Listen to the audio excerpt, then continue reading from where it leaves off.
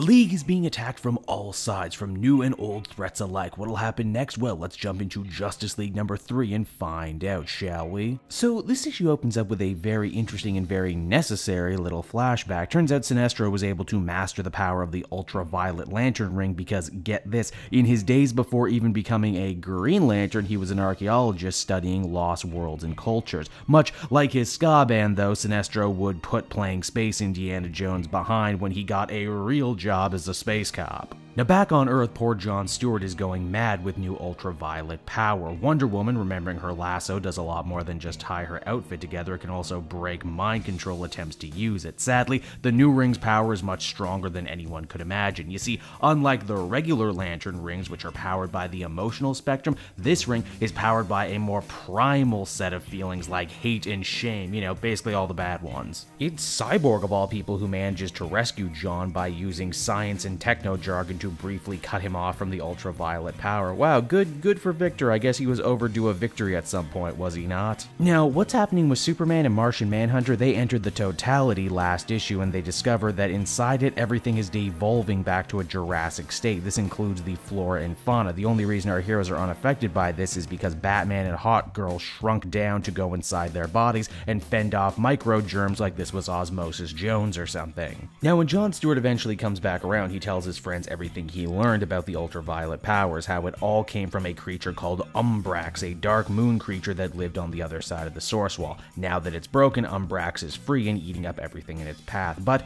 Umbrax isn't their only problem. Lots of dark forces are mounting, including the Slow Force, an evil counterpart to the Speed Force. When Superman finally manages to reach the center of the Totality, he's met by the stone statues that made up the old source wall. He admits that while the source wall was always kind of a thing, he never really gave much thought to who exactly these statues were of. Also, here we're reminded that Lex Luthor and the Joker snuck aboard the shrunken down ships and are ready to make their appearances known. They don't really know what's there too, but they know they certainly want it. As the comic winds down, Sinestro once again appears to John and speaks of the power of Umbrax and the Ghost Quadrant of space, and how this new god hungers and has come to Earth to convert everything to ultraviolet power. Man, first the Dark Universe, then Omega Titans, then this. Earth just cannot catch a break, am I right? I hear the weather is nice in New Genesis this time of year. So that was Justice League number 3, everybody, and overall I gotta say, this many issues in, I'm impressed with how many plates Snyder is able to continually spin without dropping any. I wasn't really expecting things to get this cosmic this quickly, but I gotta admit, I like the additions of stuff like the White Martians and the new never-before-seen lantern powers. It's big,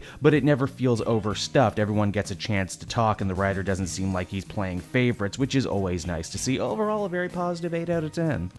Hey there, everyone, it's Cape Joel again. Thank you so much for watching to the end of the video. I hope you enjoyed it, and if you did, why not check out some of these other videos I've been working on. Then you can follow me on Twitter and Facebook at Cape Joel, so you're always up to speed on what I got coming out next. And hey, if you're feeling in a supportive mood, please check out my Patreon link down in the description. Not only will you get exclusive access to brand new videos and podcasts before anyone else, but you'll be helping me out a great deal for as little as $1 a month. So until next time, everyone, this has been Cape Joel, and I will be back again next time with more great comic content that smacks of greatness. Bye-bye, everyone.